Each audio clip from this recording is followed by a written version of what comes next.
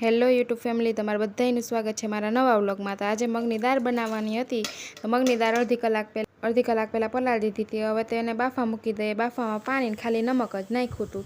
પછી તેનો મસાલો રેડી થઈ ગયો તો તમે જોઈ જ શકો છો। હવે આપણે વઘાર જ દેવાનો હતો। બફાઈ ગઈ છે દાળ, એટલે આપણે એને મારી દઈશું બ્લેન્ડરમાં આપણે દાળ મારી દઈએ એટલે આપણી દાળ થઈ જશે એક સરખી ભેટાઈને। જે આખી હશે તે પણ કૂટાઈ જશે સરખી। હવે મેં વઘાર રાખી દીધો હતો। તેલ ગરમ થઈ જશે આપણું, એટલે મસાલો ઘા પાકી જશે। જો આપણું તેલ ગરમ થઈ ગયું છે તો હવે મસાલો નાખી દઈશું। મસાલામાં નાખ્યું હતું લવિંગ, મરી, તજ ને બાદિયા। ત્યારબાદ આપણે આ એડ કરી હતી ડુંગળી આપણી પાકવા માંડી। જો વાર લાગે એમ નથી, ઝીણી નથી સુધારેલી એટલે પાકી ગઈ છે ડુંગળી આપણી, તમે જોઈ જ શકો છો। હવે તેમાં એડ કરીશું ટમેટાં, લીલા મરચાં, લસણની પેસ્ટ, ધાણા જીરું, હળદર અને નમક। જોઈ જ શકો છો। મસાલો આપણે સારી રીતે ફેરવી લેવાનો। મસાલો આપણો ફેરવવા માંડ્યા છીએ, પાકવા માંડ્યો છે મસાલો, જોઈ જ શકો છો તમે। મસાલો તેલમાં સારી રીતે પાકી જાય ને ત્યારબાદ આપણે પાણી એડ કરીશું થોડુંક, એટલે મસાલો આપણો ચોટશે નહીં।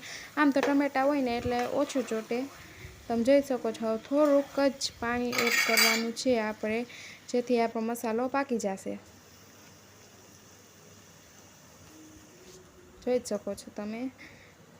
થોડુંક જ પાણી એડ કર્યું છે એટલે મસાલો આપણો પાકી જશે ને તો ગ્રેવી જેવું થઈ જશે ઘાટું। હવે થોડુંક ફેરવી લઈએ એટલે બરોબર મસાલો એક સરખો થઈ જાય। હવે તમે જોઈ જ શકો છો આપણો મસાલો થઈ ગયો છે રેડી, પાકી ગયો છે। ગેસની ફ્લેમ મેં કરી નાખી છે બંધ, એટલે ધીમી કરી નાખી થોડી। મસાલો આપણો ફેરવી લીધો છે। હવે તેમાં આપણે બ્લેન્ડરવાળી જે મગની દાળ હતી ને ફેટી હતી એ નાખી દઈશું। મગની દાળ આપણે જોવો નાખી દીધી છે। હવે ફેરવવાનું છે તો આપણી મગની દાળ પાકી જાય સરખી, ફેરવાઈ જાય। હવે તેમાં તમારે પાકી કે ઘાટી જેવી કરવી હોય ને, ઘાટી કરવી હોય તો પાણી નહીં નાખવાનું, અને પાકી કરવી હોય તો થોડુંક પાણી નાખવાનું, અને સાવ પાકી કરવી હોય તો વધારે પાણી નાખવાનું।